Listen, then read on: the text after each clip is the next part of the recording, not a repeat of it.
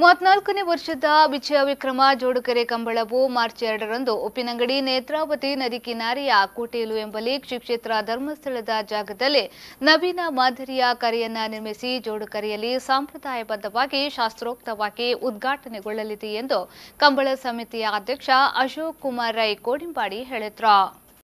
ಅವರು ಪುತ್ತೂರಿನಲ್ಲಿ ಸುದ್ದಿಗೋಷ್ಠಿ ನಡೆಸಿ ಮಾಹಿತಿ ನೀಡಿ ಬೆಳಗ್ಗೆ 8:55ರಿಂದ ಸಹಸ್ರಲಿಂಗೇಶ್ವರ ದೇವಸ್ಥಾನದಿಂದ ಅತಿಥಿಗಳು, ಕಂಬಳಾಭಿಮಾನಿಗಳು ಕಂಬಳದ ಕೋಣಗಳ ವೈಭವದ ಮೆರವಣಿಗೆಯೊಂದಿಗೆ ಆಗಮಿಸಿ ಕಂಬಳಕೂಟ ಉದ್ಘಾಟನೆಗೊಳ್ಳಲಿದೆ.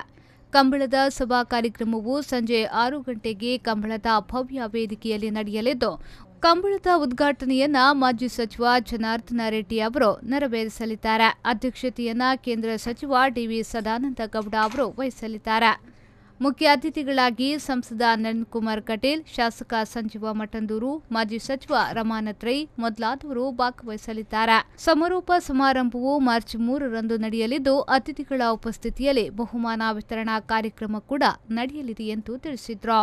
ಸಹಸ್ರಲಿಂಗೇಶ್ವರ ದೇವರ ಅನುಗ್ರಹದಿಂದ ನಡೆಯುವ ಈ ಕಂಬಳ ಡಾಕ್ಟರ್ ಡಿ ವೀರೇಂದ್ರ ಹೆಗ್ಗಡೆಯವರ ಸಹಕಾರದೊಂದಿಗೆ ಶನಿವಾರದಂದು 10:30ರ ಶುಭ ಮುಹೂರ್ತದಲ್ಲಿ ಉಪ್ಪಿನಂಗಡಿ ನೇತ್ರಾವತಿ ನದಿ ಕಿನಾರೆಯಲ್ಲಿ ಆರಂಭವಾಗಲಿದೆ. ಅದೇ ರೀತಿ 10:30ಗೆ ಅಲ್ಲಿ ಉದ್ಘಾಟನೆಗೊಳ್ಳಲಿದೆ. ಸಾಯಂಕಾಲ 6 ಗಂಟೆಗೆ ಸರಿಯಾಗಿ ಸಭಾ ಕಾರ್ಯಕ್ರಮ ನಡೆಯಲಿದೆ.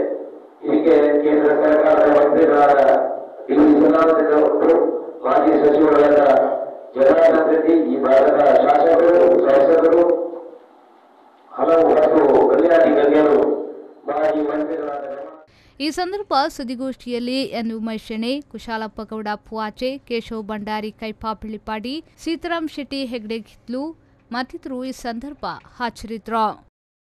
ಅನಿಶ್ ಕುಮಾರ್, ವಿ4 ನ್ಯೂಸ್ 24/7 ಪುತ್ತೂರು.